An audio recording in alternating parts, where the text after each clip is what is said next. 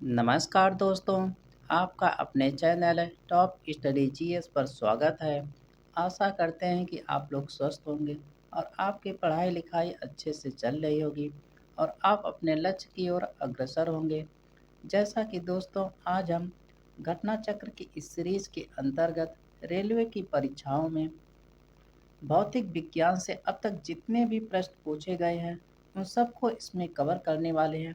इसका उद्देश्य है कि कम से कम समय में अधिक से अधिक प्रश्नों को कवर किया जा सके, जिससे आपकी तैयारी और बेहतर हो सके। और साथ ही में दोस्तों, यदि आप चैनल पर नए हैं तो चैनल को लाइक और सब्सक्राइब कर लीजिए। चलिए इसी के साथ वीडियो की शुरुआत करते हैं।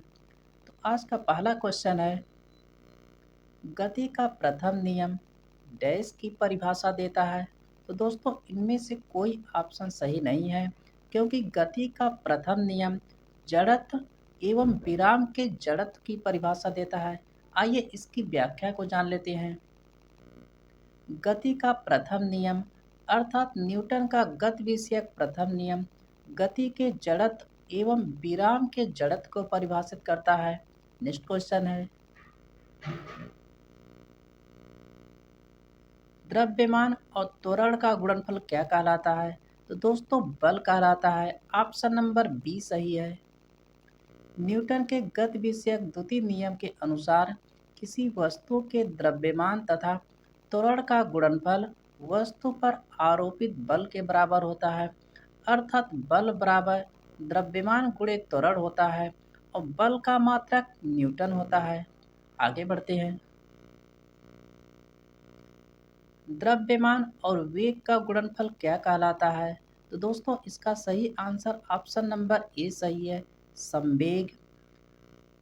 v वेग से गतिमान किसी m द्रव्यमान की वस्तु का संवेग निम्नलिखित सूत्र द्वारा ज्ञात किया जा सकता है। अर्थात संवेग बराबर होता है द्रव्यमान गुणे वेग, अर्थात p बराबर m इंटू वी होता है। अर्थात द्रव्यमान तथा वेग के गुणनफल को संवेग कहते हैं। दाब की एसआई इकाई है। तो दोस्तों इसका सही आंसर होगा ऑप्शन नंबर बी, पास्कल। दाब की एसआई इकाई पास्कल होती है। आइए इसकी व्याख्या के बारे में जान लेते हैं। एसआई पद्धति में दाब का मात्रक पास्कल होता है और एक पास्कल बराबर 1 न्यूटन प्रति मीटर स्क्वायर होता है और पास्कल को संक्षिप्त रूप में पीए द्वारा प्रदर्शित करते हैं। अर्थात 1 पास्कल 1 न्यूटन प्रति मीटर स्क्वायर के बराबर होता है। प्रश्न नंबर 5 है, बल बट्टे त्वरण क्या कहलाता है? तो दोस्तों यह द्रव्यमान होता है, क्योंकि न्यूटन के द्वितीय नियमानुसार बल बराबर द्रव्यमान गुणे त्वरण होता है, अतः बल बट्टे त्वरण को द्रव्यमान कहते हैं। आगे बढ़ते हैं। यहाँ पर है 72 किलोमीटर प्रति घंटा की चाल को मीटर प्रति सेकेंड में दर्शाने के लिए उसे आप किस प्रकार से लिखेंगे? इसका सही आंसर ऑप्शन नंबर ए है, उसे 20 मीटर प्रति सेकेंड लिखा जाएगा। इसकी व्याख्या है, 72 किलोमीटर प्रति घंटा की चाल को यदि मीटर प्रति सेकेंड में व्यक्त करना हो तो 72 किलोमीटर प्रति घंटा में हम उसको कैलकुलेट कर देंगे। 72 गुणे 1000 बट्टे 60 गुणे 60 तो हो जाएगा आपका 20 मीटर प्रति सेकेंड होता है। इसको आप लोग कैलकुलेट कर लीजिएगा। आगे बढ़ते हैं। एक वस्तु को ऊपर की ओर 14 मीटर प्रति सेकेंड की चाल से फेंका गया और वह 10 मीटर ऊंची उड़ी। उच्चतम बिंदु तक पहुंचने के लिए वस्तु द्वारा लिए गए समय की गणना करें। तो दोस्तों इसका सही आंसर होगा ऑप्शन नंबर बी, 1.43 सेकेंड है।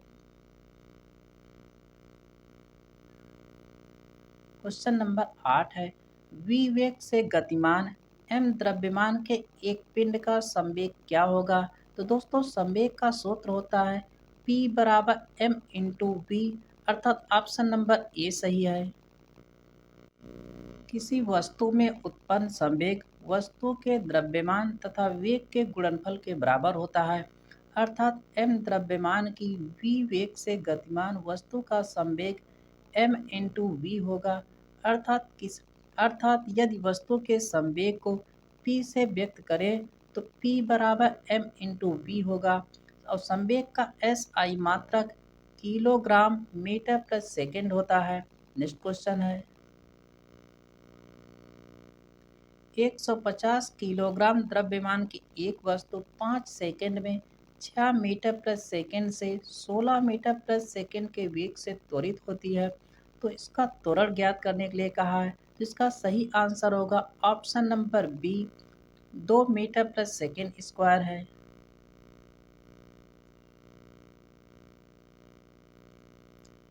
नेक्स्ट क्वेश्चन है डैश वह भौतिक राशि है जो कभी भी ऋणात्मक नहीं हो सकती है। तो दोस्तों बल ऋणात्मक हो सकता है, वेग ऋणात्मक हो सकता है, त्वरण ऋणात्मक हो सकता है, लेकिन दूरी कभी भी ऋणात्मक नहीं होती है। आगे बढ़ते हैं।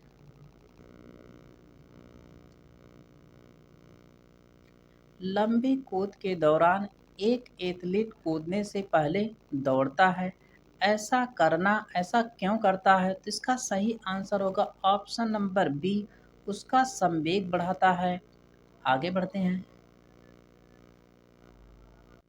लंबी कूद के दौरान एथलीट को अधिक से अधिक दूरी तक क्षैतिज दिशा में कूद कर प्राप्त करनी होती है, अतः वह कूदने से पहले दौड़ता है ताकि वेग में वृद्धि करके वह अपने शरीर का संवेग अर्थात गति की मात्रा को बढ़ा सके।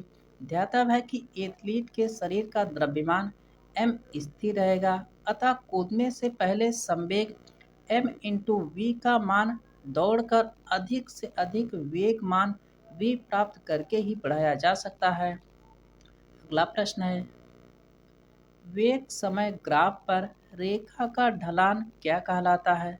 तो दोस्तों इसका सही आंसर होगा ऑप्शन नंबर सी, त्वरण कहलाता है। इसकी व्याख्या है वेग समय ग्राफ पर रेखा का ढलान त्वरण कहलाता है और हम जानते हैं कि वेग समय ग्राफ को प्रदर्शित करने के लिए समय x अक्ष पर तथा वेग y अक्ष पर प्रदर्शित करते हैं। एक सदिश राशि में परिमाण और दिशा दोनों होते हैं, जबकि अदिश राशि में केवल परिमाण होता है और दिशा नहीं होती है। निम्न में से कौन एक सदिश राशि है? तो दोस्तों इसका सही आंसर होगा ऑप्शन नंबर सी, विस्थापन। विस्थापन एक सदिश राशि है।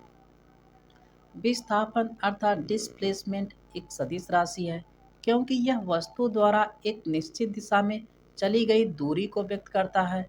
अर्थात विस्थापन के लिए परिमाण यानी कि संख्यात्मक मान के साथ साथ दिशा का भी ज्ञान होना आवश्यक है। नेक्स्ट क्वेश्चन है स्मॉल जी अर्थात गुरुत्वीय त्वरण का मान है। तो दोस्तों इसका सही आंसर ऑप्शन नंबर बी होगा। पृथ्वी के केंद्र की ओर जाने पर स्मॉल जी का मान कम होता जाता है।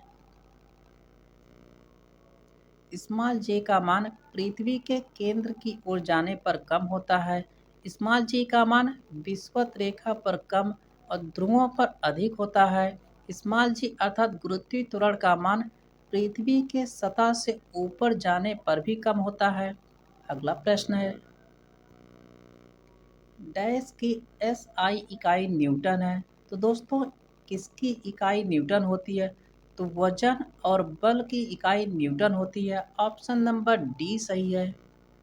प्रश्न नंबर 16 है।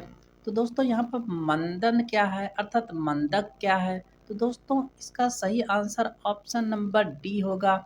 यह ऋणात्मक त्वरण होता है। ऋणात्मक त्वरण को मंदन कहते हैं। आइए इसकी व्याख्या के बारे में जान लेते हैं। किसी गतिमान वस्तु पर बल लगाने से यदि इसका वेग बढ़ता है तो इसमें त्वरण उत्पन्न होता है, लेकिन यदि वस्तु का वेग बल लगाने पर घटने लगता है तो यह ऋणात्मक त्वरण को दर्शाता है, अर्थात यह मंदन कहलाता है। नेक्स्ट क्वेश्चन है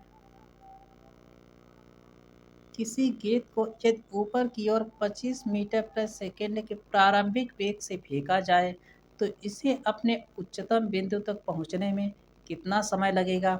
जबकि जी का मान दिया है 10 मीटर प्रति सेकंड लिया जाता है। तो दोस्तों इसका सही आंसर होगा ऑप्शन नंबर ए, 2.5 सेकंड। दोस्तों इस वीडियो का आप लोग रोक करके कैलकुलेशन कर लीजिएगा। आगे बढ़ते हैं।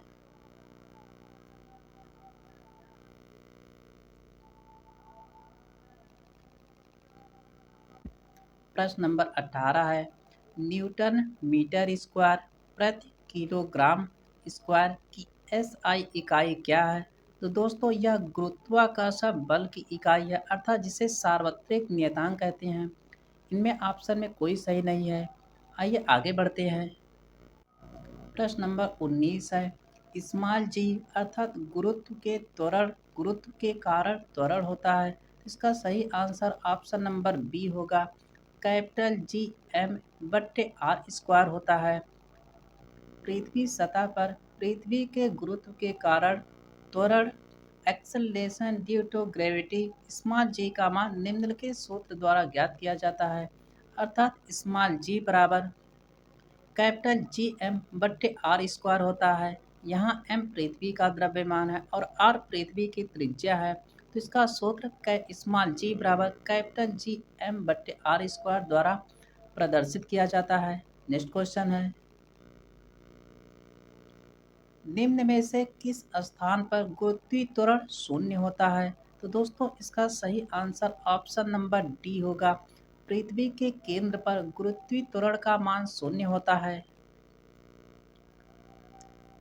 पृथ्वी की सतह से नीचे केंद्र की ओर चलने पर गुरुत्वीय त्वरण का मान घटता जाता है, अतः पृथ्वी सतह से निश्चित गहराई स्मॉल डी पर गुरुत्व त्वरण का मान स्मॉल जी से कम होगा। माना यह कि जी है, तो अब जी डैश बराबर होता है कोष्टक 1 - d/r × जी से। तो पृथ्वी के केंद्र पर स्मॉल डी बराबर आर होता है, तो अतः पृथ्वी के केंद्र पर गुरुत्वीय त्वरण का मान शून्य होगा। यहाँ पर कैलकुलेशन है, तो आप लोग वीडियो को रोक करके कैलकुलेशन कर लीजिएगा। प्रश्न नंबर 21 है, आवृत्ति और काला अवधि में क्या संबंध है? तो दोस्तों इसका सही आंसर होगा ऑप्शन नंबर सी, टी बराबर 1/u होता है, अर्थात आवृत्ति और काला अवधि में संबंध टी बराबर 1/u होता है। आइए इसकी व्याख्या के बारे में जान लेते हैं। हम जानते हैं कि कंपन की आवृत्ति किसी कंपन करने वाली वस्तु द्वारा 1 सेकंड में किए गए कंपनों की संख्या के बराबर होती है। अतः यदि आवृत्ति को u से प्रदर्शित करें तो u कंपनों में लगा समय 1 सेकंड होता है, इसलिए एक कंपन में लगा समय 1/u होता है। अब एक कंपन में लगा समय आवर्तकाल यानी कि काला अवधि t कहलाता है, अतः t बराबर 1/u होता है। नेक्स्ट क्वेश्चन है, किसी वस्तु द्वारा विराम की अवस्था अथवा गति की अवस्था के विरोध की प्रवृत्ति को क्या कहते हैं? तो दोस्तों इसका सही आंसर ऑप्शन नंबर बी होगा, इसको जड़त्व कहते हैं।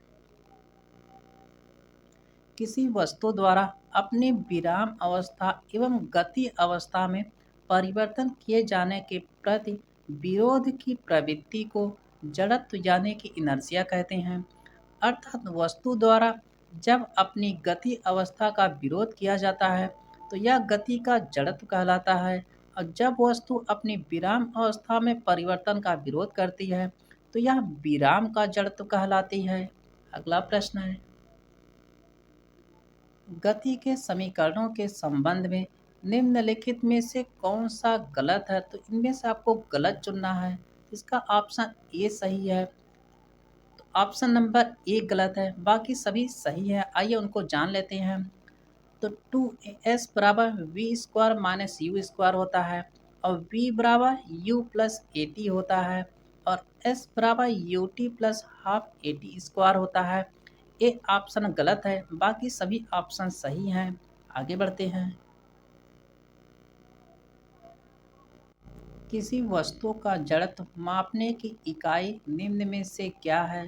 तो दोस्तों इसका सही आंसर ऑप्शन नंबर सी, द्रव्यमान है। किसी वस्तु का जड़त्व उसके द्रव्यमान के समानुपाती होता है, अर्थात वस्तु का द्रव्यमान जितना अधिक होगा उसका जड़त्व भी उतना ही अधिक होगा।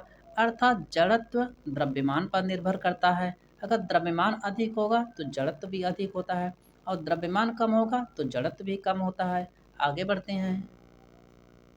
120 किलोग्राम द्रव्यमान की एक बंदूक से 0.04 किलोग्राम द्रव्यमान वाली गोली छोड़ी जाती है। ये गोली 90 मीटर प्रति सेकंड के वेग से बाहर निकलती है। तो बंदूक कितने वेग से पीछे हटेगी? तो दोस्तों इसका सही आंसर होगा ऑप्शन नंबर डी, 3 × 10⁻² मीटर प्रति सेकंड के वेग से बंदूक पीछे हटेगी। तो यहाँ पर कैलकुलेशन है, तो आप लोग वीडियो को रोक करके आराम से अच्छे से कैलकुलेशन कर लीजिएगा। आगे बढ़ते हैं। चंद्रमा पर किसी वस्तु का भार क्या होता है? तो दोस्तों इसका सही आंसर होगा ऑप्शन नंबर सी, 1/6। अर्थात चंद्रमा पर किसी वस्तु का भार पृथ्वी के भार का 1/6 होगा, लेकिन द्रव्यमान उसका वही रहेगा। द्रव्यमान में कोई परिवर्तन नहीं होता है, केवल भार बदलता है। आगे बढ़ते हैं। एक सेल में विस्फोट के बाद अनेक टुकड़े विभिन्न दिशाओं में गति करते हैं। इस दशा में किसका संरक्षण होगा? तो ऑप्शन नंबर सी, अर्थात संवेग का संरक्षण होता है। क्वेश्चन नंबर 28 है, ऊर्ध्वाधर रूप से ऊपर की ओर फेंकी गई एक गेंद 12.5 सेकंड के बाद जमीन पर वापस आ जाती है। तो वह वेग ज्ञात करें जिसके साथ इसे फेंका गया था। तो दोस्तों इन ऑप्शन में से कोई ऑप्शन सही नहीं है। आइए इसकी व्याख्या के बारे में जान लेते हैं। माना गेंद 12.5 सेकंड में एच ऊंचाई तक जाती है, तो इसे आप किस सूत्र से ज्ञात करेंगे? तो एच बराबर U T plus half G T square से ज्ञात कर लेंगे। तो इसका सही आंसर आएगा 62.5 मीटर प्रति सेकंड। क्वेश्चन नंबर 29 है, 10 मीटर प्रति सेकंड से गतिमान एक 2000 किलोग्राम का एक ट्रक ट्रैफिक लाइट पर खड़ी एक कार से टकराता है। टकराव के बाद दोनों एक साथ 8 मीटर प्रति सेकंड की गति से चलती हैं। तो कार का द्रव्यमान है, तो कार का द्रव्यमान 500 किलोग्राम है। ऑप्शन नंबर डी सही है।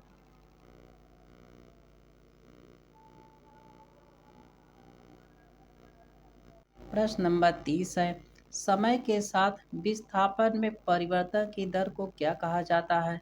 तो दोस्तों उसको वेग कहा जाता है। ऑप्शन नंबर डी सही है। समय के साथ विस्थापन परिवर्तन की दर को वेग कहा जाता है और वेग एक सदिश राशि होती है। गति का द्वितीय समीकरण डैश के बीच संबंध प्रदान करता है। तो दोस्तों इसका सही आंसर होगा ऑप्शन नंबर बी, स्थिति और समय के बीच में संबंध को दर्शाता है। आगे बढ़ते हैं। बल गुणे विस्थापन डैश के बराबर होता है। तो दोस्तों कार्य बराबर बल गुणे बल की दिशा में विस्थापन होता है। ऑप्शन नंबर डी सही है। भौतिक विज्ञान में कार्य का होना तभी माना जाता है जब किसी वस्तु पर बल लगाए जाने पर वह बल की दिशा में विस्थापित हो तथा कार्य का मान निम्न सूत्र द्वारा व्यक्त किया जाता है। तो कार्य बराबर होता है बल गुणे बल की दिशा में विस्थापन। नेक्स्ट क्वेश्चन है, वह प्रक्षेपण कोण ज्ञात कीजिए जिसके लिए परास और अधिकतम ऊंचाई बराबर होती है। तो दोस्तों इसका सही आंसर होगा ऑप्शन नंबर बी, tan−4 होता है।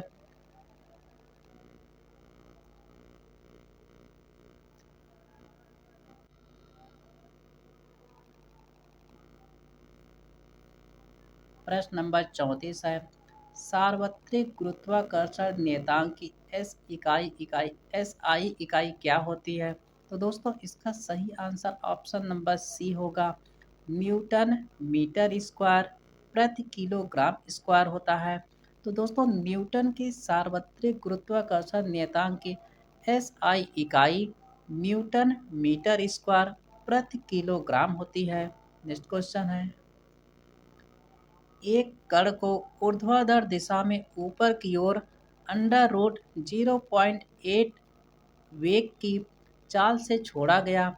यदि पृथ्वी की त्रिज्या r है तो कण द्वारा प्राप्त की गई अधिकतम ऊंचाई क्या होगी? दोस्तों इसका सही आंसर ऑप्शन नंबर ए होगा, तो 4r होता है। यहाँ पर कैलकुलेशन है, तो आप लोग वीडियो को रोक करके कैलकुलेशन कर लीजिएगा। आगे बढ़ते हैं। इनमें से कौन सी राशि सदिश नहीं है? तो दोस्तों इसका सही आंसर ऑप्शन नंबर ए शक्ति है, जबकि त्वरण, विस्थापन, बलागुण ये सभी सदिश राशियां हैं। शक्ति सदिश राशि नहीं है। बल, संवेग, बल आघूर्ण, आवेग, भार, विस्थापन, वेग, त्वरण आदि सदिश राशियां हैं, जबकि शक्ति क्या अदिश राशि है। नेक्स्ट क्वेश्चन है, दाब की एसआई इकाई क्या है? तो दाब की एसआई इकाई पास्कल होती है। ऑप्शन नंबर सी सही है। किसी सतह के इकाई क्षेत्र पर लगने वाले अभिलंब बल को दाब कहते हैं। दाब एक अदिश राशि है और दाब की एसआई इकाई पास्कल होती है। मानव शरीर की ऊर्जा आवश्यकताओं के मापन हेतु किस मापन इकाई का प्रयोग किया जाता है? इसका सही आंसर होगा कैलोरी। ऑप्शन नंबर डी सही है। मानव शरीर की ऊर्जा आवश्यकताओं के मापन हेतु कैलोरी का प्रयोग किया जाता है और यह ऊष्मा का भी मात्रक है। क्वेश्चन नंबर 39 है, कमानी तुला नामक उपकरण का उपयोग सामान्यतः किसी वस्तु पर आरोपित डैश के मापन हेतु किया जाता है। तो वह बल के मापन हेतु किया जाता है। ऑप्शन नंबर ए सही है। आइए इसकी व्याख्या के बारे में जान लेते हैं। तो कमानी तुला नामक उपकरण का उपयोग सामान्यतः किसी वस्तु पर आरोपित बल के मापन हेतु किया जाता है। अगला प्रश्न है, बल की इकाई क्या होती है? तो दोस्तों बल की इकाई किलोग्राम मीटर पर सेकंड स्क्वायर होती है। ऑप्शन नंबर ए सही है। बल यानी कि फोर्स का एसआई मात्रक न्यूटन या किलोग्राम मीटर पर सेकंड स्क्वायर होता है। किसी वस्तु पर लगा बल वस्तु के द्रव्यमान तथा उसमें उत्पन्न त्वरण के गुणनफल के बराबर होता है।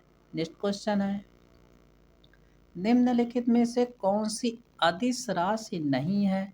तो यहाँ पर बल ऑप्शन नंबर बी सही है। बल एक सदिश राशि होती है। आइए इसकी व्याख्या के बारे में जान लेते हैं। तो चाल, दूरी और समय एक अदिश राशि है, जबकि बल एक सदिश राशि होती है। प्रश्न नंबर 1 है, निम्नलिखित युग्मों में से किन भौतिक राशियों के समान विमीय सूत्र नहीं है? तो दोस्तों इसका सही आंसर ऑप्शन नंबर ए होगा। बल एवं दाब के समान विमाएँ नहीं होती है। शेष कार्य एवं ऊर्जा की विमाएँ समान होती है। आवेग एवं संवेग की विमाएँ समान होती है। भार एवं बल की विमाएँ समान होती हैं। तो इसकी व्याख्या के बारे में जान लेते हैं। कार्य एवं ऊर्जा, आवेग एवं संवेग तथा भार एवं बल का समान विमीय सूत्र होता है। बल एवं दाब की विमा समान नहीं होती है।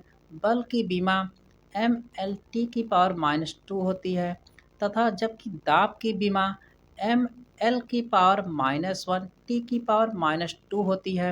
अर्थात बल एवं दाब की विमाएँ समान नहीं होती हैं। अगले क्वेश्चन पर आते हैं। क्वेश्चन नंबर 2 है, दो वेक्टर जिनका मान अलग है, तो इसका कौन सा आंसर सही है? तो ऑप्शन नंबर सी सही है। उनका परिणामी शून्य नहीं हो सकता है। यहाँ पर कह रहा है कि दो वेक्टर जिनका मान अलग है तो उनका परिणामी शून्य नहीं हो सकता है। इसकी व्याख्या के बारे में जान लेते हैं। दो वेक्टर जिनका मान असमान है अर्थात अलग अलग है तो उनका परिणामी शून्य नहीं हो सकता है। दो समान वेक्टर का परिणामी यदि विपरीत दिशा में है तो उनका परिणाम शून्य हो सकता है। आगे अगले क्वेश्चन पर चलते हैं। निम्नलिखित में कौन सी वेक्टर राशि है? तो बल सदिश राशि है जिसे वेक्टर कहते हैं। वे भौतिक राशियां जिनमें परिमाण और दिशा दोनों होती हैं सदिश राशियां कहलाती हैं। जैसे वेग, बल, त्वरण आदि क्या है? सदिश राशियां हैं। अगले प्रश्न पर आते हैं। पूछ रहा है कि सदिश राशि कौन सी है? इसका सही आंसर होगा ऑप्शन नंबर बी, कोणीय संवेग एक सदिश राशि है। सदिश राशि वे राशियां होती हैं जिनमें दिशा एवं परिमाण दोनों होते हैं। इस प्रकार कोणीय संवेग एक सदिश राशि है। नेक्स्ट क्वेश्चन है, निम्नलिखित में से कौन एक सदिश राशि नहीं है? तो दोस्तों यहाँ पर पूछ रहा है कौन सदिश राशि नहीं है। तो द्रव्यमान सदिश राशि नहीं है क्योंकि यह अदिश राशि है। बाकी संवेग, वेग, कोणीय वेग ये सदिश राशियां हैं, जबकि द्रव्यमान क्या है? एक अदिश राशि है। क्वेश्चन नंबर 6 है, किसी सदिश का परिमाण कभी नहीं हो सकता है। तो दोस्तों किसी सदिश का परिमाण कभी भी ऋणात्मक नहीं हो सकता है, अर्थात ऑप्शन नंबर सी सही है। शून्य हो सकता है, इकाई हो सकती है, धनात्मक हो सकता है, लेकिन किसी सदिश का परिमाण ऋणात्मक नहीं होता है। इसे आप लोग याद रखेंगे। आगे बढ़ते हैं। क्वेश्चन नंबर 7 है, अदिश राशि कौन है? इसका सही आंसर होगा ऑप्शन नंबर ए, ऊर्जा एक अदिश राशि है। बल, आघूर्ण एवं संवेग सदिश तथा ऊर्जा अदिश राशि होती है, क्योंकि ऊर्जा में केवल परिमाण होता है, दिशा नहीं होती है। क्वेश्चन नंबर 8 है, अदिश एक प्रमात्रा है जिसमें परिमाण होता है लेकिन क्या नहीं होता है? तो दोस्तों इसमें दिशा नहीं होती है। जो अदिश राशियां होती हैं उसमें दिशा नहीं होती है। ऑप्शन नंबर सी सही है। अदिश एक प्रमात्रा है जिसमें परिमाण होता है लेकिन दिशा नहीं होती है, जबकि सदिश राशियों में परिमाण के साथ साथ दिशा भी होती है। अगले प्रश्न पर आते हैं, पृथ्वी वायुमंडल को किस प्रकार पकड़े रहती है? तो दोस्तों इसका सही आंसर होगा ऑप्शन नंबर ए, गुरुत्वाकर्षण से, अर्थात गुरुत्वाकर्षण बल के कारण ही पृथ्वी वायुमंडल को पकड़े रखती है। नेक्स्ट क्वेश्चन है, कार के स्टीयरिंग में क्या शामिल है? तो दोस्तों इसका सही आंसर होगा ऑप्शन नंबर डी, बलों का एक युग्म जो विपरीत दिशाओं में तथा उसी रेखा यानी कि लाइन पर कार्य करता है, वह कार के स्टीयरिंग में शामिल होता है। प्रश्न नंबर 11 है, एक लड़के का भार पृथ्वी पर 600 न्यूटन है, तो इसका चंद्रमा पर भार क्या होगा? तो दोस्तों इसका सही आंसर होगा ऑप्शन नंबर डी, इसका चंद्रमा पर भार 100 न्यूटन होगा। क्यों? क्योंकि चंद्रमा पर भार पृथ्वी के भार का 1/6 के बराबर होता है। आइए इसकी व्याख्या के बारे में जान लेते हैं। तो चंद्रमा पर स्मॉल जी का मान पृथ्वी के स्मॉल जी के मान का 1/6 होता है, एवं चंद्रमा पर भार भी पृथ्वी के भार का 1/6 होगा। अतः चंद्रमा पर भार 1/6 इंटू पृथ्वी पर भार के बराबर होगा, अर्थात यह 100 न्यूटन के बराबर होगा। नेक्स्ट क्वेश्चन है, कोई वस्तु अधिकतम भारशील हो जाती है तो वह निर्वात में, दोस्तों कह रहा है कि कोई वस्तु अधिकतम भारशील हो जाती है तो वह निर्वात में होती है। ऑप्शन नंबर डी सही है। किसी वस्तु का भार mg होता है, अर्थात किसी वस्तु के भार में द्रव्यमान और गुरुत्वीय त्वरण से उसमें गुणा होता है तो वह वस्तु का भार कहलाता है। वस्तु पर उत्क्षेपण बल कार्य करने की दशा में आभासी भार कम हो जाता है। इस प्रकार निर्वात में कोई उत्क्षेपण बल न लगने के कारण भार अधिकतम होता है। अगले प्रश्न पर आते हैं, न्यूटन प्रति किलोग्राम किसका मात्रक है? इसका सही आंसर होगा ऑप्शन नंबर ए, यह त्वरण का मात्रक होता है। त्वरण का मात्रक न्यूटन प्रति किलोग्राम होता है। त्वरण एसआई पद्धति का मात्रक है और बल का मात्रक न्यूटन तथा ऊष्मा कार्य अथवा ऊर्जा का मात्रक जूल होता है। ए बराबर एफ बाई एम, अर्थात न्यूटन प्रति किलोग्राम, अर्थात त्वरण का मात्रक न्यूटन प्रति किलोग्राम होता है। यदि पृथ्वी की त्रिज्या 1% घटा दिया जाए तो स्मॉल जी पर क्या प्रभाव पड़ेगा? तो दोस्तों इसका सही आंसर होगा ऑप्शन नंबर बी, तो स्मॉल जी बढ़ेगा। यदि पृथ्वी की त्रिज्या को 1% घटा दिया जाए स्मॉल जी पर क्या प्रभाव पड़ेगा? तो यह बढ़ेगा। ऑप्शन नंबर बी सही है। प्रश्न नंबर 15 है, पृथ्वी की सतह पर किसी वस्तु का भार 29.4 न्यूटन है, उसका द्रव्यमान कितना है? तो दोस्तों इसका सही आंसर होगा ऑप्शन नंबर बी, उसका द्रव्यमान 3 किलोग्राम है। पृथ्वी की सतह पर भार W बराबर mg होता है, इसलिए 29.4 बराबर m इंटू 9.8 होता है। तो इस प्रकार m का मान अर्थात द्रव्यमान का मान 3 किलोग्राम होता है। नेक्स्ट क्वेश्चन है, एक बल 0.5 किलोग्राम के पिंड में 10 मीटर प्रति सेकंड स्क्वायर का त्वरण उत्पन्न करता है, तो बल का मान होगा। ऑप्शन नंबर ए सही है, 5 न्यूटन होगा।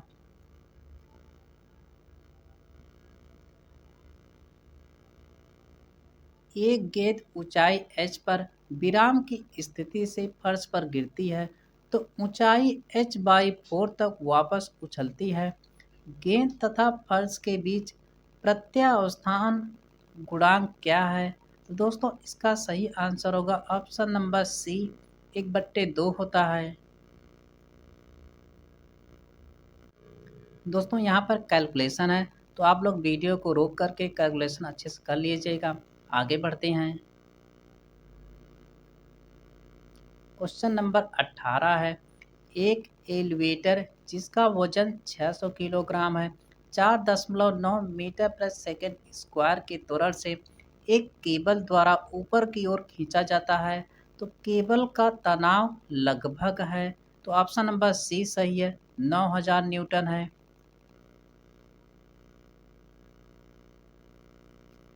एक अंतरिक्ष यात्री पृथ्वी तल की तुलना में चंद्र तल पर अधिक ऊंची छलांग लगा सकता है।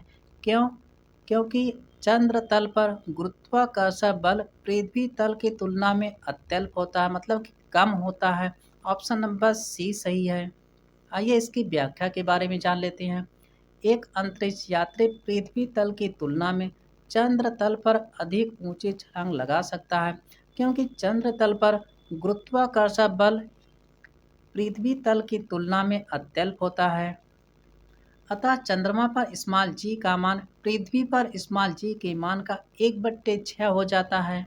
नेक्स्ट क्वेश्चन है, क्वेश्चन नंबर 20 है, चंद्रमा की सतह पर द्रव्यमान स्थिर रहता है और केवल भार कम हो जाता है। ऑप्शन नंबर बी सही है। यहाँ पर आपको याद रखना है कि चंद्रमा की सतह पर द्रव्यमान स्थिर रहेगा, केवल उसके भार में परिवर्तन होता है, अर्थात ऑप्शन बी सही है। 2 किलोग्राम तथा 4 किलोग्राम के दो पिंड क्रमशः ए और बी हैं। 100 मीटर की ऊंचाई से ए पिंड एक साथ गिराए जाते हैं। इसका सही आंसर होगा ऑप्शन नंबर सी, ए और बी दोनों एक साथ पृथ्वी पर पहुंचेंगे। आइए इसकी व्याख्या के बारे में जान लेते हैं। तो निर्वात में गिराए गए पिंड का वेग द्रव्यमान पर निर्भर नहीं करता है, बल्कि पिंड मुक्त वेग से गिरता है। पृथ्वी प्रत्येक वस्तु को अपने केंद्र की ओर आकर्षित करती है। इसी आकर्षण के कारण मुक्त रूप से गिरने वाली वस्तु में एक नियत त्वरण उत्पन्न होता है तथा यह सभी वस्तुओं के लिए समान होता है। इसे गुरुत्वीय त्वरण स्मॉल जी कहते हैं। अगले प्रश्न पर आते हैं। किसी वस्तु का भार पृथ्वी की सतह पर W न्यूटन है, उसका भार पृथ्वी की त्रिज्या की आधी के बराबर ऊंचाई पर होगा। तो दोस्तों इसका सही आंसर होगा ऑप्शन नंबर सी, तो 4/9 W होगा। दोस्तों यहाँ पर कैलकुलेशन है, तो आप लोग वीडियो को रोक करके कैलकुलेशन को अच्छे से समझ कर करिएगा। आगे बढ़ते हैं। प्रश्न नंबर 23 है, किसी वस्तु को 30 मीटर से गिराने पर 30 सेकंड समय लगता है, उसी वस्तु को 120 मीटर से गिराने से कितना समय लगेगा? तो दोस्तों इसका सही आंसर ऑप्शन नंबर बी होगा, 2t सेकंड का समय लगता है। तो यहाँ पर कैलकुलेशन है, तो आप लोग वीडियो को रोक करके कैलकुलेशन कर लीजिएगा। आगे बढ़ते हैं। एक कण को ऊपर की ओर 39.2 मीटर प्रति सेकंड की गति से फेंका जाता है। ऊपरी दिशा में जाने वाले उसके समय की गणना कीजिए। इसका सही आंसर होगा ऑप्शन नंबर बी, 4 सेकंड होता है। क्वेश्चन नंबर 25 है, एक पिंड को एक मीनार से शून्य वेग के साथ नीचे गिराया जाता है। 4 सेकंड बाद वह धरातल पर पहुंचता है, तो मीनार की ऊंचाई होगी लगभग, ऑप्शन नंबर ए सही है, 80 मीटर होगी। आगे बढ़ते हैं, कैलकुलेशन है आप लोग कर लीजिएगा। आगे बढ़ते हैं, क्वेश्चन नंबर 26 है, किसी गेंद को 5 मीटर प्रति सेकंड के वेग से 19.6 मीटर ऊंची एक इमारत की छत से अनुप्रस्थ प्रक्षेपित किया जाता है, वह गेंद धरातल तक पहुंचने में कितना समय लेगी? तो इसका आंसर होगा ऑप्शन नंबर बी, 2 सेकंड का समय लेगी।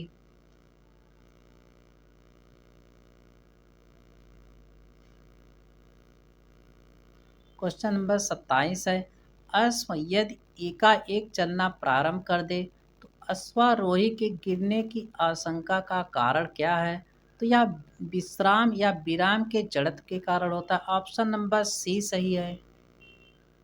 अश्व यदि एकाएक चलना प्रारंभ कर दे तो अश्वारोही के गिरने की आशंका का कारण विश्राम जड़त्व है, क्योंकि एकाएक चलने के कारण अश्वारोही के शरीर के ऊपर का भाग जो स्वतंत्र होता है पीछे गिर सकता है, क्योंकि अश्वारोही के शरीर का ऊर्ध्व भाग विराम के जड़त्व के कारण विराम अवस्था में बना रहना चाहता है। नेक्स्ट क्वेश्चन है, प्रश्न नंबर 28 है, यदि किसी गेंद को ऊर्ध्वाधर रूप से ऊपर फेंका जाए तो गुरुत्वीय त्वरण क्या होता है? तो ऑप्शन नंबर ए सही है, गेंद की गति की विपरीत दिशा में होगा। आइए इसकी व्याख्या के बारे में जान लेते हैं। गुरुत्वीय त्वरण सदैव पृथ्वी के केंद्र की ओर लगने वाला बल होता है, अतः गेंद पर लगने वाला बल गुरुत्वीय त्वरण नीचे की ओर कार्य करेगा। नेक्स्ट क्वेश्चन है, कोई साइकिल सवार किसी मोड़ में घूमता है तो वह, ऑप्शन नंबर सी सही है, तो वह भीतर की ओर झुकता है। यहाँ पर इस प्रश्न पर आप लोग ध्यान देंगे कि कोई साइकिल सवार किसी मोड़ पर घूमता है तो वह भीतर की ओर झुकता है, ऑप्शन नंबर सी सही है। आइए इसकी व्याख्या के बारे में जान लेते हैं तो और क्लियर हो जाएगा।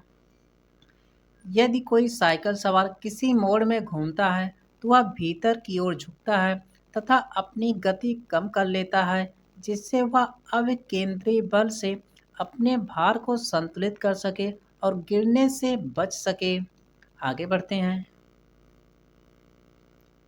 एक साइकिल चालक जब मोड़ लेता है तब अंदर की तरफ लटकता है, जबकि कार का चालक उसी मोड़ पर बाहर को धकेला हुआ महसूस करता है। कारण है, ऐसा किस कारण से होता है? तो ऑप्शन नंबर सी सही है, साइकिल सवार और कार का चालक दोनों ही केंद्रीय बल महसूस करते हैं।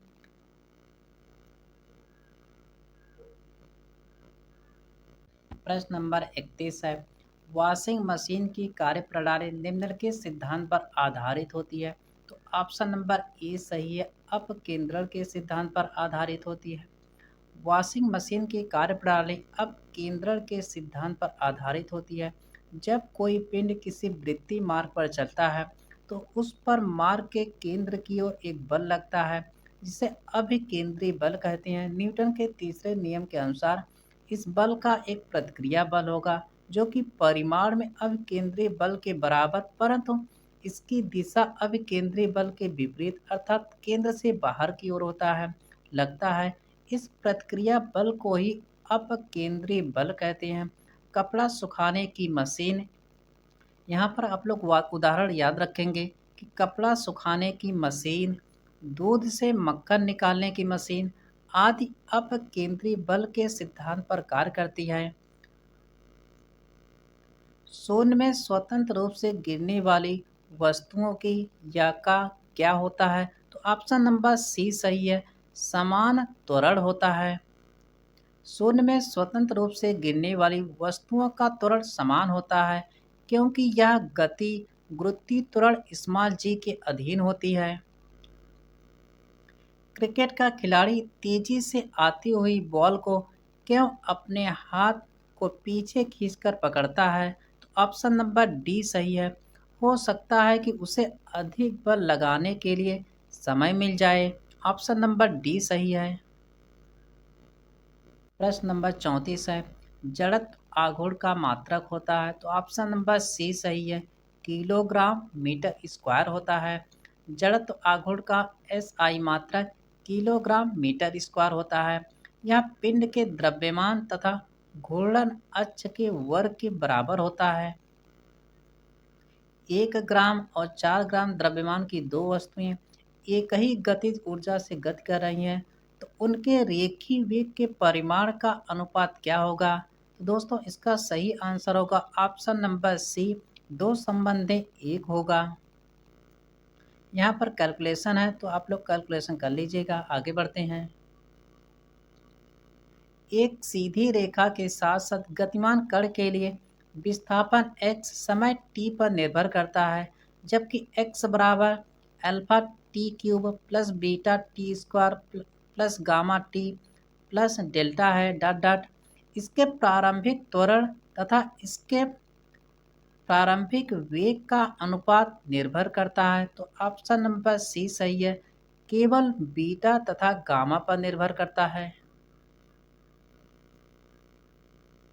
यहाँ पर कैलकुलेशन है, तो आप लोग इसको वीडियो को रोक करके अच्छे से समझ लीजिएगा। आगे बढ़ते हैं। क्वेश्चन नंबर 37 है, पृथ्वी की अपेक्षा चंद्रमा का द्रव्यमान है, तो इसका सही आंसर होगा ऑप्शन नंबर बी, 1/81 होता है। दोस्तों पृथ्वी की अपेक्षा चंद्रमा का द्रव्यमान 1/81 के बराबर होता है। चंद्रमा का द्रव्यमान पृथ्वी के द्रव्यमान का 1/81वां भाग होता है, लेकिन किसी वस्तु को चंद्रमा से पृथ्वी पर लाने पर द्रव्यमान में कोई परिवर्तन नहीं होता है, जबकि पृथ्वी पर भार उसका 6 गुना बढ़ जाता है। नेक्स्ट क्वेश्चन है, जब 2 किलोग्राम वाले द्रव्यमान पर 5 न्यूटन का बल लगाया जाता है, तो उत्पन्न होने वाला त्वरण होगा। तो दोस्तों इसका सही आंसर ऑप्शन नंबर ए होगा, 2.5 मीटर प्रति सेकंड स्क्वायर होगा। क्वेश्चन नंबर 39 है, 20 न्यूटन का बल 4 किलोग्राम के पिंड पर कार्य करता है, तो उसमें उत्पन्न त्वरण होगा। ऑप्शन नंबर बी सही है, 5 मीटर प्रति सेकंड स्क्वायर। क्वेश्चन नंबर 40 है, 50 किलोग्राम वजन का एक लड़का मीटर प्रति सेकंड के त्वरण से नीचे जाती हुई एक लिफ्ट में खड़ा है, तो लड़के का आभासी भार होगा।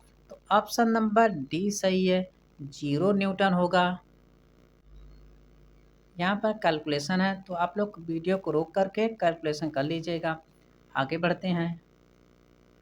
नीचे दिए गए वेग समय ग्राफ का कौन सा भाग शून्य त्वरण यानी कि मंदन को प्रदर्शित करता है? तो दोस्तों इसका सही आंसर होगा ऑप्शन नंबर बी, अर्थात बी सी। ग्राफ से स्पष्ट है कि BC पर समय के साथ वेग का परिवर्तन नहीं होता है, बल्कि वेग नियत है। स्पष्ट है कि जब समय के साथ वेग नियत है तब त्वरण शून्य होगा। क्वेश्चन नंबर 42 है, 5 मीटर प्रति सेकंड की दर से गतिशील एक कण की ऊर्जा 125 जूल है, तो कण का द्रव्यमान होगा। ऑप्शन नंबर सी सही है, कण का द्रव्यमान 10 किलोग्राम होगा।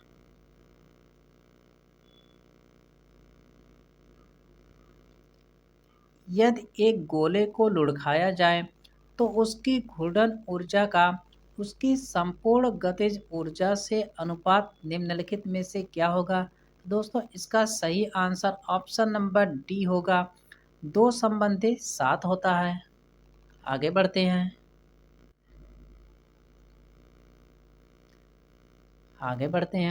क्वेश्चन नंबर 44 है, किसी पाइपलाइन के केंद्र पर स्थित किसी कण का वेग होगा? तो दोस्तों इसका सही आंसर होगा ऑप्शन नंबर ए, अधिकतम होता है। यहाँ पर कह रहा है कि किसी पाइपलाइन के केंद्र पर स्थित किसी कण का वेग क्या होता है? तो अधिकतम होता है। आइए इसकी व्याख्या के बारे में जान लेते हैं।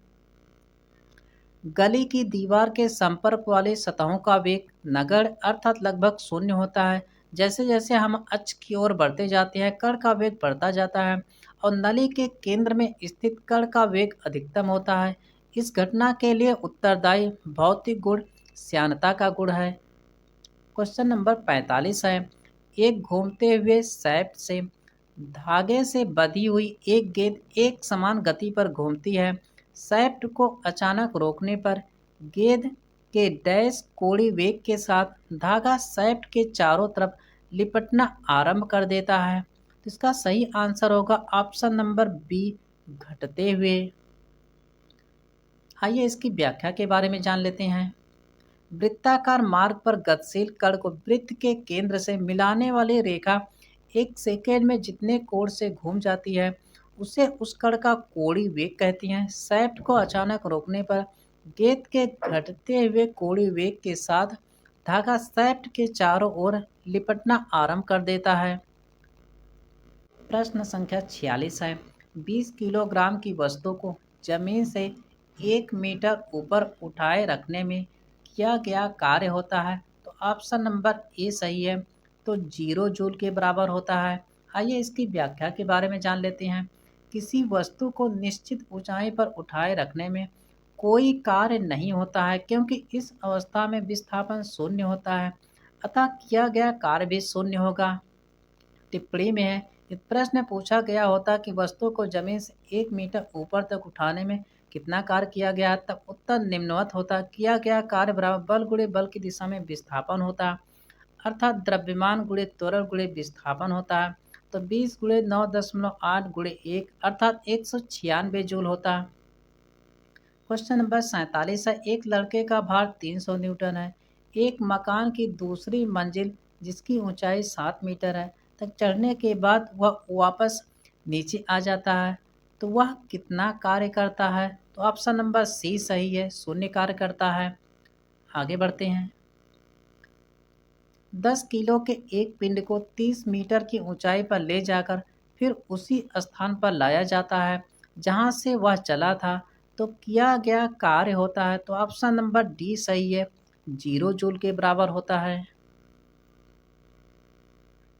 किसी पिंड द्वारा किया गया कार्य बल गुणे बल की दिशा में विस्थापन के बराबर होता है। चूंकि पिंड को अपने पूर्व स्थिति में पुनः ला दिया जाता है, अर्थात उसका विस्थापन शून्य होता है, इसलिए पिंड द्वारा किया गया कार्य भी शून्य होगा। एक उड़ते हुए चक्के की प्रति सेकंड घूर्णन किससे मापी जाती है। तो दोस्तों इसका सही आंसर होगा ऑप्शन नंबर डी, स्ट्रोबोस्कोप से मापा जाता है। एक उड़ते हुए चक्के की प्रति सेकंड घूर्णन गति को स्ट्रोबोस्कोप से मापा जाता है। क्वेश्चन नंबर 50 है, एक फ्लाई व्हील एक समान कोणीय त्वरण के साथ घूमता है। इसके कोणीय वेग में 10 सेकंड में 20 पाई रेडियस प्रति सेकंड से 40 पाई रेडियस प्रति सेकंड की वृद्धि हो जाती है। इस अवधि में वह कितनी बार घूमता है। इसका सही आंसर होगा ऑप्शन नंबर ए, 150 बार घूमता है। दोस्तों यहाँ पर कैलकुलेशन है, तो आप लोग वीडियो को रोक करके कैलकुलेशन कर लीजिएगा। आगे बढ़ते हैं।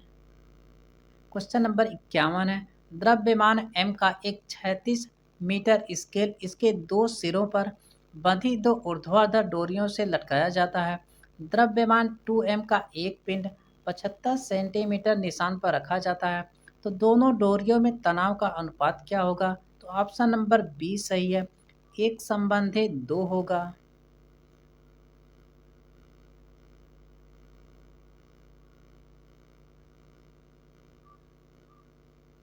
प्रश्न नंबर 52 है, निम्न में से किसमें गतिज ऊर्जा नहीं है। दोस्तों इसका सही आंसर होगा ऑप्शन नंबर डी, खिंचा हुआ धनुष, इसमें गतिज ऊर्जा नहीं है।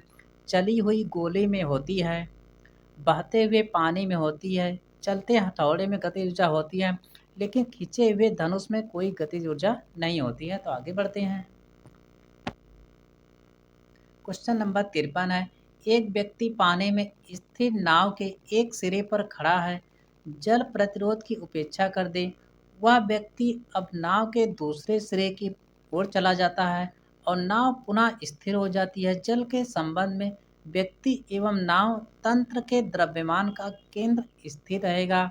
इसका सही आंसर होगा ऑप्शन नंबर डी, सभी स्थितियों में व्यक्ति एवं नाव तंत्र के द्रव्यमान का केंद्र स्थिर रहेगा।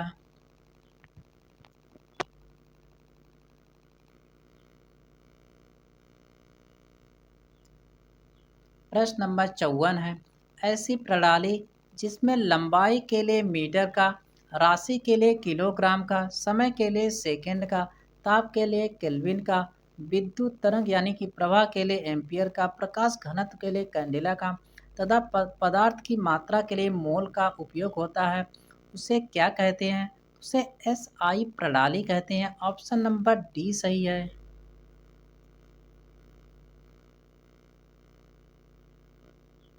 प्रश्न नंबर 55 है, जब एक चल वस्तु की गति दोगुनी की जाती है तो उसकी गतिज ऊर्जा हो जाती है, तो चौगुनी बढ़ जाती है। ऑप्शन नंबर बी सही है। आइए इसकी व्याख्या के बारे में जान लेते हैं। जब एक चल वस्तु की चाल दोगुनी की जाती है तो उसकी गतिज ऊर्जा 4 गुनी बढ़ जाती है। और गतिज ऊर्जा का सूत्र होता है 1/2 गुणे द्रव्यमान गुणे वेग का स्क्वायर होता है, अर्थात 1/2 mv² होता है। इसमें चाल को दोगुना किया जा रहा है तो उसकी गतिज ऊर्जा 4 गुनी हो जाती है। नेक्स्ट क्वेश्चन है, यदि किसी पिंड की गति दूनी कर दी जाए तो पिंड की परिणामी ऊर्जा एवं प्रारंभिक गतिज ऊर्जा का अनुपात होगा, तो ऑप्शन नंबर सी सही है, 4/1 होगा। यहाँ पर गतिज ऊर्जा के सूत्र से आप लोग कैलकुलेशन कर लीजिएगा। आगे बढ़ते हैं। क्वेश्चन नंबर 57 है, हीलियम परमाणु हाइड्रोजन अणु से 2 गुना भारी है। 298 केल्विन पर हीलियम परमाणु की औसत गतिज ऊर्जा है, तो ऑप्शन नंबर बी सही है, हाइड्रोजन अणु की जितनी ही होती है। नेक्स्ट है, व्याख्या है, किसी गैस के अणुओं के लिए औसत गतिज ऊर्जा गैस के परम ताप के समानुपाती होती है, अतः इसका विकल्प बी सही है। नेक्स्ट क्वेश्चन है, यदि किसी कण का रैखिक संवेग 2 गुना कर दिया जाए तो इसकी गतिज ऊर्जा होगी, तो ऑप्शन नंबर बी सही है, चौगुनी हो जाती है।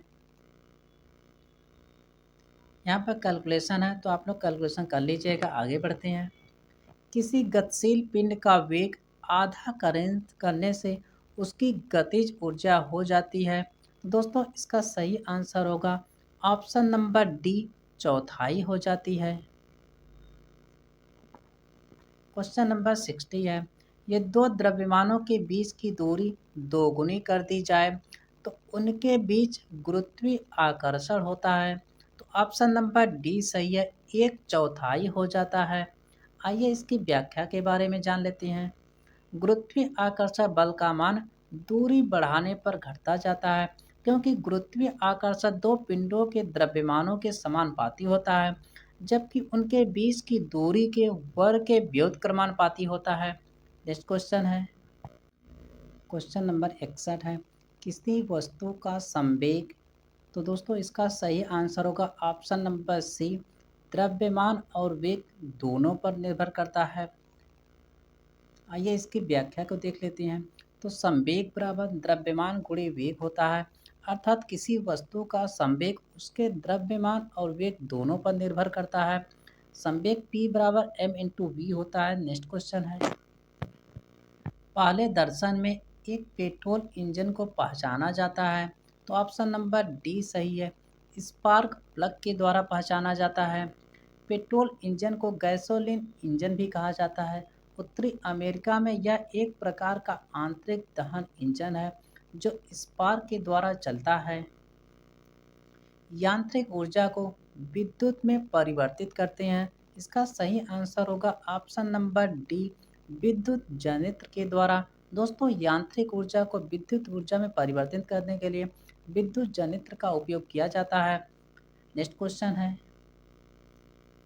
प्रतिदिन 8 घंटे जलाने पर 100 वाट के 10 लैंपों की मासिक खपत होगी, इसका सही आंसर होगा ऑप्शन नंबर ए, 240 मात्रक यानी कि 240 यूनिट की खपत होगी। आइए इसकी व्याख्या के बारे में देख लेते हैं। मासिक खपत ज्ञात करने के लिए कुल वाट यानी कि खर्च हुए कुल घंटों से गुणा करके 1000 से भाग देकर ज्ञात किया जाता है। तो 1 यूनिट बराबर 1 दिन का खपत आता है, बराबर 100 गुणे 10 गुणे 8 बट्टे 1000, इस प्रकार कुल 8 यूनिट आता है। नेक्स्ट क्वेश्चन है, प्रश्न नंबर 65 है, शुष्क सेल में जो ऊर्जा संग्रहित होती है वह है रासायनिक ऊर्जा होती है। ऑप्शन नंबर सी सही है। शुष्क सेल में संग्रहित ऊर्जा रासायनिक ऊर्जा होती है जो विद्युत ऊर्जा में परिवर्तित होती है। क्वेश्चन नंबर 66 है, कार्य करने में मानव शरीर द्वारा प्रयुक्त ऊर्जा होती है तो वह रासायनिक ऊर्जा का प्रयोग किया जाता है। ऑप्शन नंबर सी सही है। मानव शरीर द्वारा कार्य करने हेतु प्रयुक्त ऊर्जा रासायनिक ऊर्जा होती है जो कार्बोहाइड्रेट, वसा एवं प्रोटीन के द्वारा प्राप्त होती है। प्रति इकाई ऊर्जा की मात्रा सबसे अधिक वसा के द्वारा प्राप्त होती है, जबकि शरीर के लिए सबसे अधिक ऊर्जा भोज्य पदार्थ में उपस्थित कार्बोहाइड्रेट के द्वारा प्राप्त होती है। नेक्स्ट क्वेश्चन है, जब एक वस्तु का वेग दोगुना हो जाता है तो इसका डैश क्या होगा? तो दोस्तों इसका आंसर होगा ऑप्शन नंबर बी। तो इसका संवेग दो गुना हो जाता है। आइए इसकी व्याख्या को देख लेते हैं। चूंकि संवेग बराबर द्रव्यमान गुणे वेग होता है, इसलिए वेग दो गुना होने पर संवेग भी दो गुना हो जाता है। क्वेश्चन नंबर 68 है, दो असमान द्रव्यमानों की गतिज ऊर्जा समान है तब अधिक द्रव्यमान का आवेग होगा। तो ऑप्शन नंबर बी सही है, ज़्यादा होगा। आइए इसकी व्याख्या के बारे में जान लेते हैं। हम जानते हैं कि किसी वस्तु की गतिज ऊर्जा E बराबर पी स्क्वायर बाई 2m होती है, जहाँ P संवेग है, m द्रव्यमान है, E गतिज ऊर्जा है, तो P बराबर अंडर रूट हो जाएगा 2me। इससे स्पष्ट है कि वस्तु का संवेग द्रव्यमान के वर्गमूल के समानुपाती होता है, अतः भारी वस्तु का संवेग हल्की वस्तु से अधिक होगा। क्वेश्चन नंबर 69 है, एक कण का प्रारंभिक वेग 3i प्लस 4j तथा त्वरण 0.4i प्लस 0.3j है। 10 सेकेंड के बाद इसकी चाल होती है। तो ऑप्शन नंबर डी सही है। 7 करड़ी में 2 यूनिट होती है। दोस्तों यहाँ पर कैलकुलेशन है, तो आप लोग वीडियो को रोक करके अच्छे से कैलकुलेशन कर लीजिएगा। आगे बढ़ते हैं। क्वेश्चन नंबर 70 है, 1 किलोग्राम राशि का वजन किसके बराबर होता है? तो ऑप्शन नंबर सी सही है। तो यह 9.8 न्यूटन के बराबर होता है। आइए इसकी व्याख्या के बारे में जान लेते हैं, जिससे और क्लियर हो जाएगा।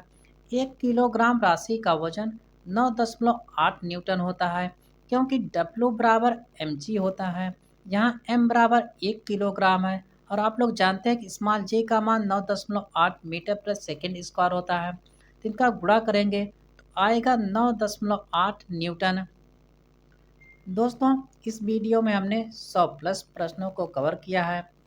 इससे आगे के प्रश्नों को अन्य पार्ट में कवर किया जाएगा। और दोस्तों यदि वीडियो अच्छा लगा तो चैनल को लाइक और सब्सक्राइब कर लीजिए। मिलते हैं नेक्स्ट वीडियो में।